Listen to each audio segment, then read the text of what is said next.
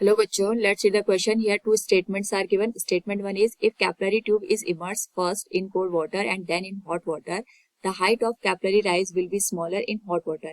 And statement 2, if capillary tube is immersed first in cold water and then in hot water, the height of capillary rise will be smaller in cold water.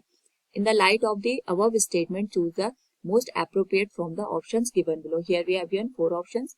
Now to answer this question first, we will discuss here the key concept, and here the key concept will be given as effect of temperature on surface tension. तो जैसे जैसे हम temperature को increase करते हैं हमारे पास जो सरफेस टेंशन है वो रिड्यूस हो जाता है, क्योंकि यहाँ पे जो इंटरमोलिकुलर फोर्स होता है ये हमारे पास कम हो जाता है. क्वेश्चन के अकॉर्डिंग अगर हम यहाँ पे ऑब्जर्व करें तो हमारे पास जो कंडीशन गिवन है उसके according first statement is if a capillary tube is immersed first in cold water and then in hot water, the height of capillary rise will be smaller in hot water.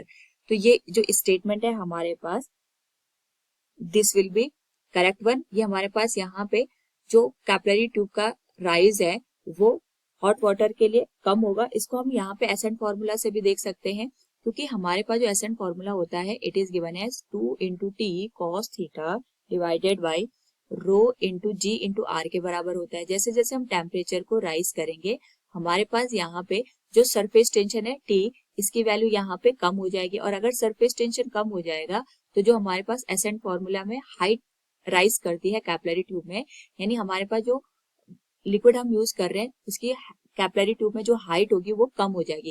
यानी जैसे जैसे हम temperature को बढ़ाएंगे यहाँ पे जो हमारे पास हाइट होगी वो कम हो जाएगी, और टेम्परेचर को कम करेंगे तो हाइट हमारे पास यहाँ पे बढ़ जाएगी. तो हम कह सकते हैं कि हमारे पास जो फर्स्ट स्टेटमेंट है that is a height of capillary rise will be smaller in hot water, it is correct one, क्योंकि टेम्परेचर ज्यादा है तो हाइट कम हो जाएगी.